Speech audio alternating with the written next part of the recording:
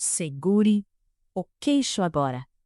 porque incêndios florestais intensos podem fabricar suas próprias tempestades pirocumulonimbus, que erguem colunas de fumaça a dezenas de quilômetros, despejam raios suficientes para acender novos focos,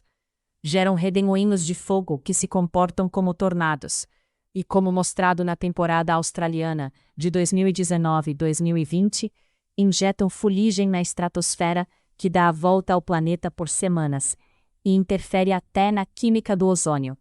Um lembrete assustador de que às vezes o clima vira produto direto das chamas.